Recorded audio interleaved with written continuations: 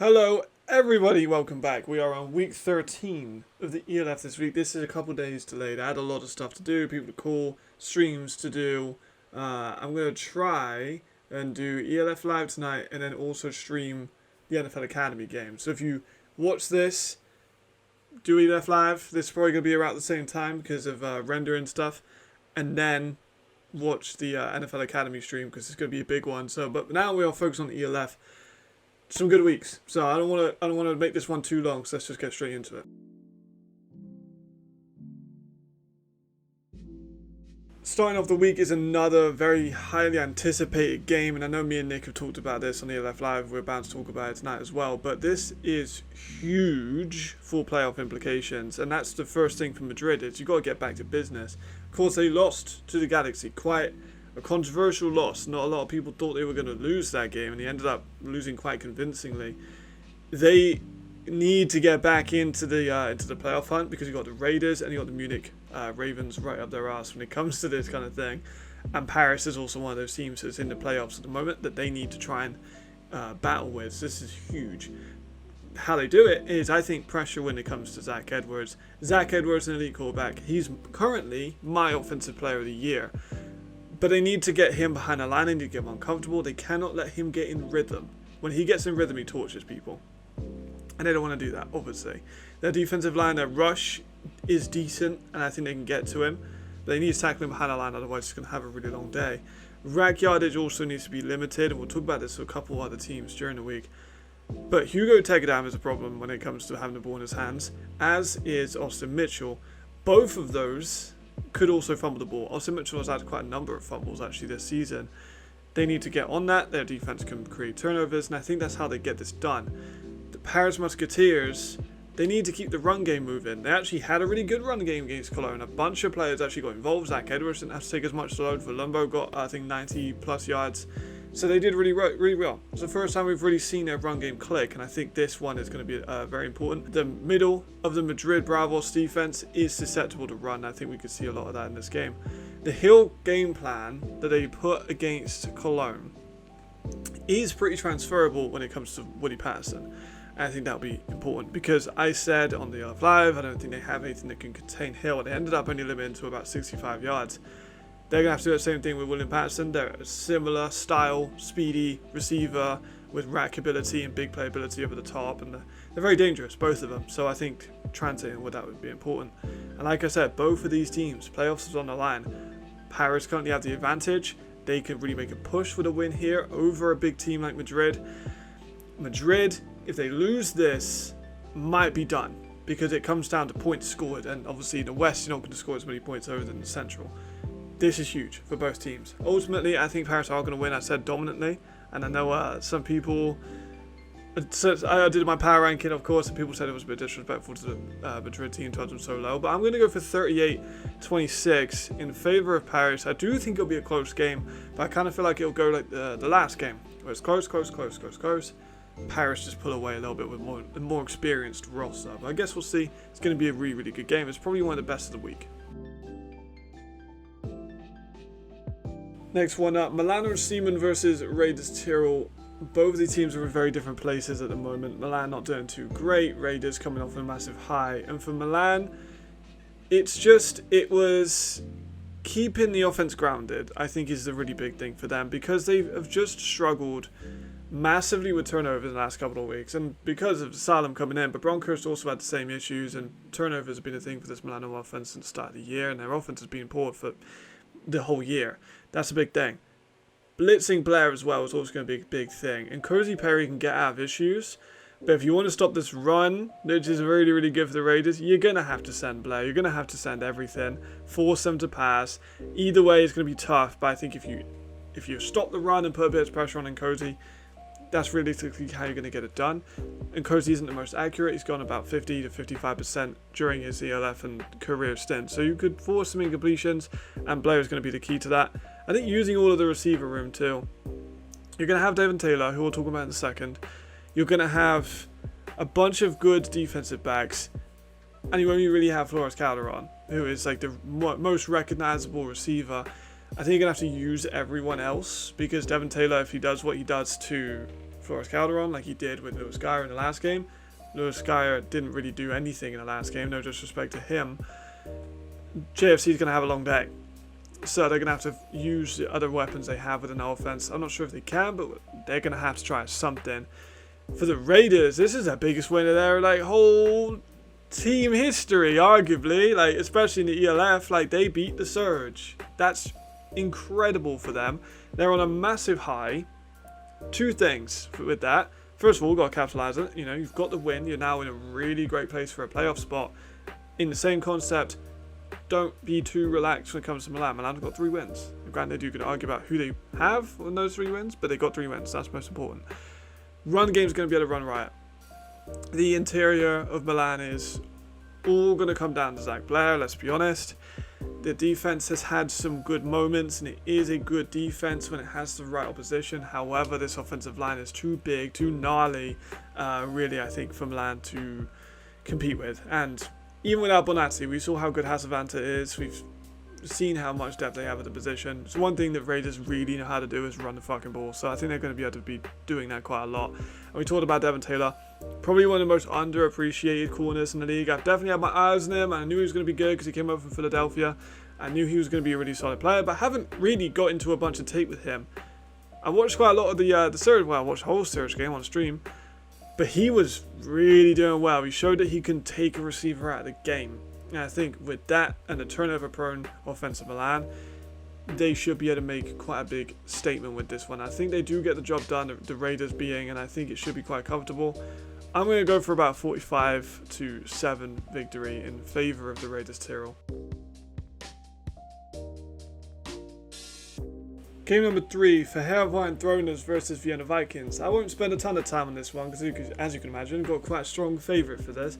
For the Enthroners, reducing turnovers, Mangle threw 3 picks in the last game, which is quite uncharacteristic from him this season. So, coming back on that, not trying to force the balls. I know the last one was a tipped pass, and there were other instances, but fumbles have always been an issue for this Enthroners team due to the snapping and also the handling of the football in general.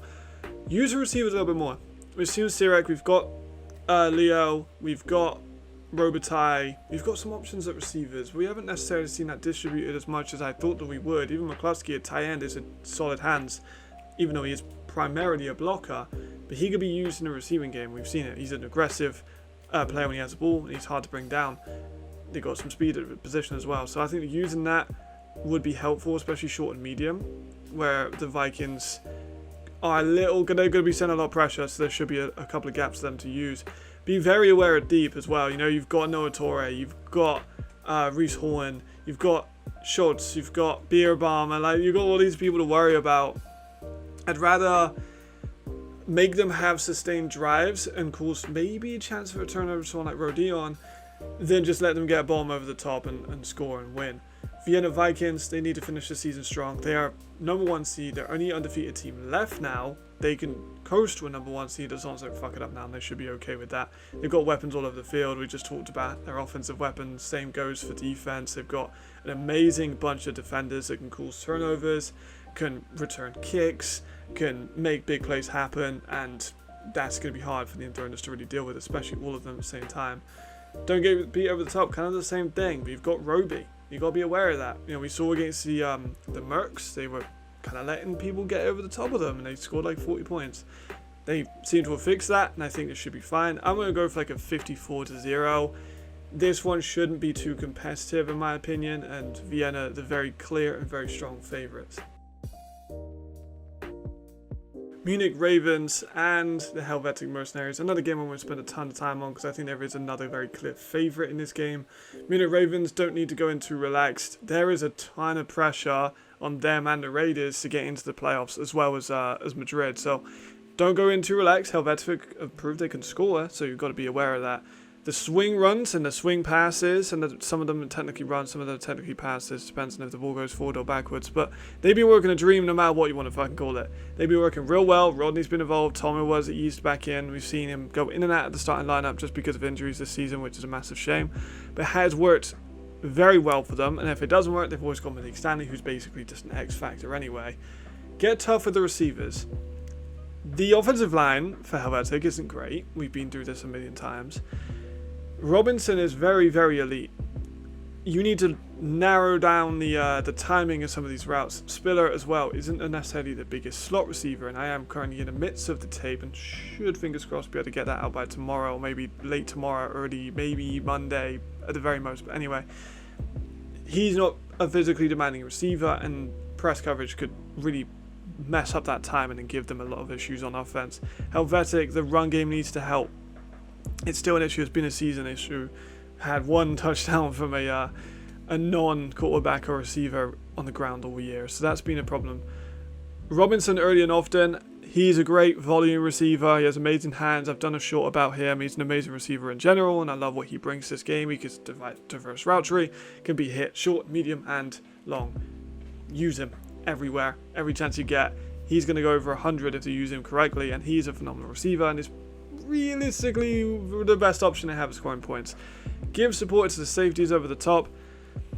We've seen with these swing passes, defenses tend to creep down. When they creep down, you've got Stanley over the top, is going to burn them. Marvin Roche, again, another phenomenal receiver on this team. Helvetic don't have the safeties to deal with that, I don't think, so you're going to have to give support. Whether you want to commit to the run and the swing passes or commit over the top deep balls, either way, I think it's going to be a tough one. I'm going to go for Munich to win about 50-0. I know it sounds horrible, but they've just coming off a 19-0 win, so this is honestly kind of good. Helvetic, is it harsh? Maybe. Helvetic are a better team than their record tells, and I saw a Reddit thread about that, which I absolutely agree with. But in this game, I think they are going to be troubled. Next game, I think this one's going to be really, really fun. Actually, this may be one of the games of the week. Frankfurt Galaxy and the Warschau Panthers. Both of these teams underwhelming, but have got a few wins and have looked a little bit more competitive in the last couple of weeks. Frankfurt, McKay should have a good game. I think he's been better. You know, he's getting there. He's definitely a player that I like in the scoreback position for this team. I think he's the very clear one to take them into the future if they want to keep him that way. And this game's a very hit and miss, mostly miss Warschau pass defense. I know I've said about it a ton of times and some people disagree, but it is near bottom ranked. It's not great. The size of receiver, I think, is also going to give him a lot of issues. Markel Castle is fucking huge. Kevin Kaya has amazing length in his frame, and he's outstanding. They've got a ton of really lengthy guys, and I think that's going to give them issues over a slightly more shorter, nimbler Warschau Panthers defensive backcourt. And they need to contain a run. That's the very obvious thing with Warschau, is they are a running team. That's what they do at the moment. Norwood is a receiver that's playing quarterback and has done a good job, but he is a very good runner. David, outstanding, amazing, 188 and 3 on the last game, has been one of the best rushers in the league, former homegrown player of the year, and he is one of the best running backs in the entire league. Problematic. And you got Adams as well, who is playing as receiver but is a natural running back, and he's been good, so they can give it to him out of the backfield. They got a ton of options they can do, and even Cole could be used out of the backfield, which is tough. So all about stopping the run for them. For the Panthers, they got to give the ball to the running backs. Zozo's going to carry this team as far as they can go, I think. That's realistically all they've got. No, not all they've got. They're a very good team, and they do have some passing weapons as well. Of course, Matt Cole and dreaded Adam Moreno. But David is the heart and soul of this team, and I think it's very clear to everyone who watched, especially the last game. A lot of pass rush pressure is going to be needed on McKay, because you're going to have to narrow down his options. Pass rush is how you win games. They do have some very good pass rushes on this Warschau defense. They're going to want to limit time. They're not going to give him the opportunity to pick them apart deep. We've seen sometimes he get a little bit sketchy under pressure, and if he takes off, he takes a lot of contact, especially on some of these hits. So that's going to be important. Norwood Magic. Against Berlin, Norwood didn't have amazing passing numbers. He didn't need to, because he was absolutely phenomenal extending the play, getting out of the pocket, making something happen here and there. If you haven't watched the last game against Berlin with Warschau, please do watch it. 4 overtimes. One of the best games in the LF history. Ultimately, I'm going to go for Frankfurt to win, just because I think they have a more stable team at the moment. 35-21, what I think is going to happen is going to be really close, and then Panthers will maybe try and do something at the end. It'll get turned over, and it'll make the scoreline look a little bit different to how it really is. We've seen Frankfurt finish strong in a couple of these games, so I think that's how it's going to go down. But again, another really, really promising game. Blame the Raiders because the Surge are going to be coming out really angry. That's literally all the thoughts I have for this one. I think about 77-0. Barcelona Dragons are not doing very well, and the Surge are going to be angry about losing a game. More interesting matchup, Cologne Centurions versus Hamburg Sea Devils. This one I went back and forth on quite a little bit, but for Cologne, they need to lock back in. There's been a lot of inconsistency when it comes to Isaiah Weed's play in the last couple of games especially, but him and Hill are a dynamic duo when they're firing all cylinders. We've seen how good Hill and Weed look when they're on against the Galaxy, but against Paris they weren't really hitting, and Weed has had turnover issues. I mean, that's pretty obvious.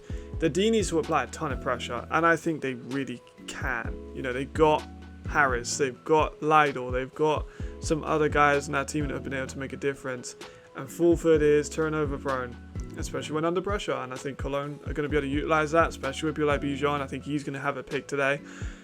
Fulford needs to relax, and that's the one for Frankfurt. That's how we're going to start with them. He's forcing these footballs into places where you do not have any right to be forced. Like, they are just bad balls, and a lot of them are being intercepted, and against someone as clinical as Bijan, you can't let that happen, otherwise it's going to get picked off, and ultimately I think he might score a defensive touchdown in this game. The people have been avoiding him a lot more, and I think Fulford realises that they're going to go very much away from him in this game. And the main thing I think they're going to have to do for that is run early and outside. Will Lydor's a really good interior guy. I've talked about how he is underrated as an American defensive tackle. I believe he's the only American defensive tackle, not defensive lineman, in the league. They're going to want to avoid him. They have had a lot of inconsistency with the front end backs. All of three of them. They have three of them. Homadi, and they've got Hunt and Canido, and they've got Pascali.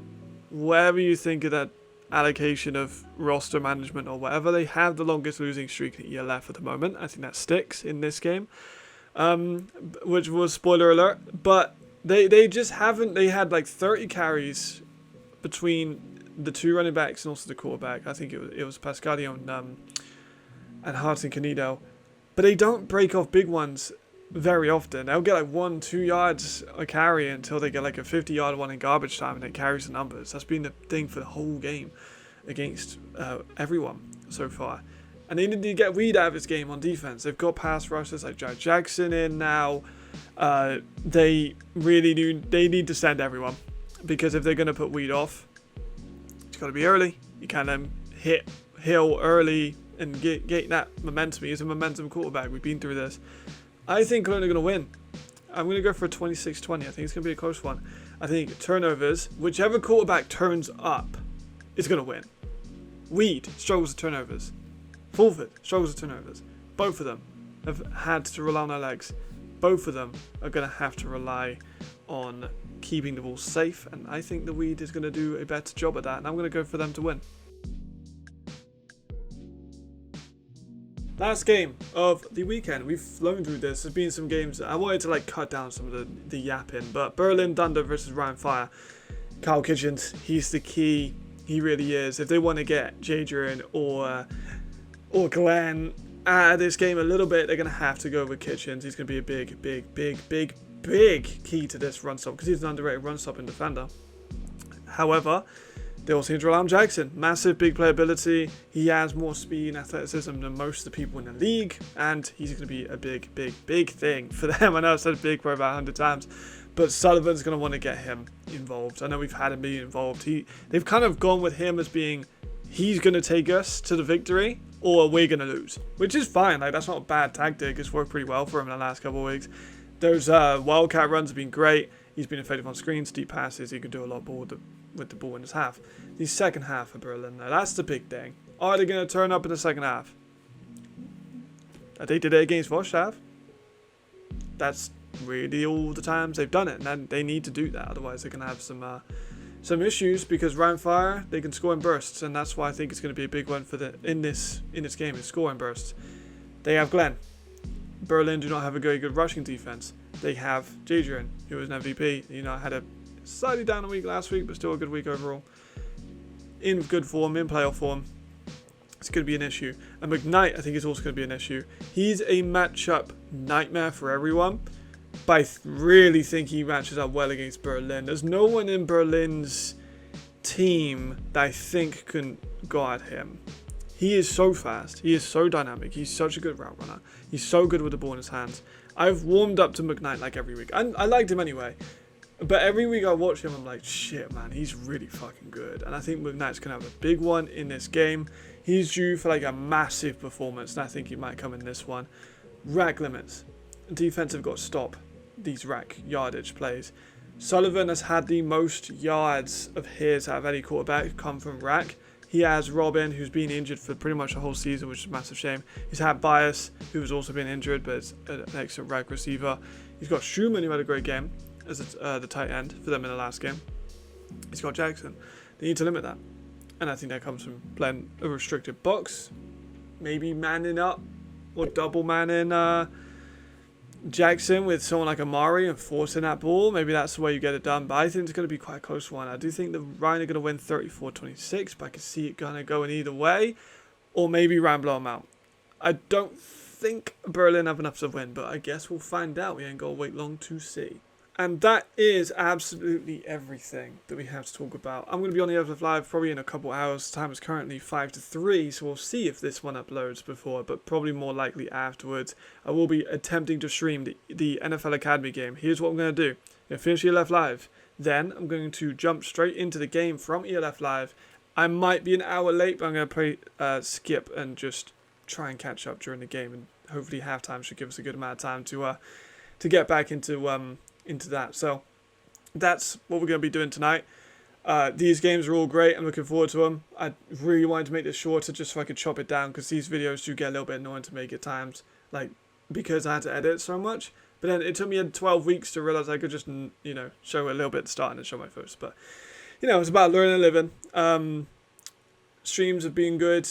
Stream to Prague rebuild. I've looked at some scout. I'm going to be doing it a lot over the next coming weeks, so that should be really, really fun.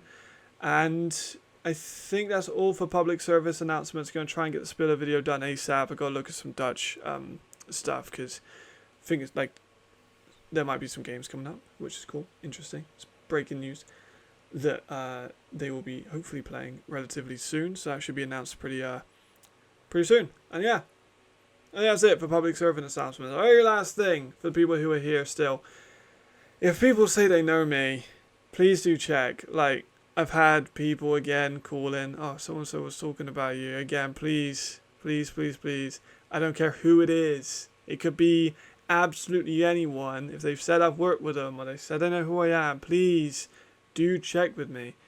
Because I don't want people having false assumptions of who I am or stuff based on other people's maybe false interactions. So yeah, just an end in public service announcements. But these games are great. We're super, super excited. ELF tonight. Tune in for live. Tune in for me watching the NFL Academy game. History being made. A fucking ranked American high school is playing the NFL Academy. And the NFL Academy have some debuts, some players I'm really excited to watch play America, like play in Europe. I'm so excited to see some of these Academy guys. And yeah, that's all. I've yabbled. I've said about how I'm going to make this short, and then I've yapped on the outro. So thank you guys. Stay sharp. I'll see you soon. Thank you very much. See you later. Goodbye.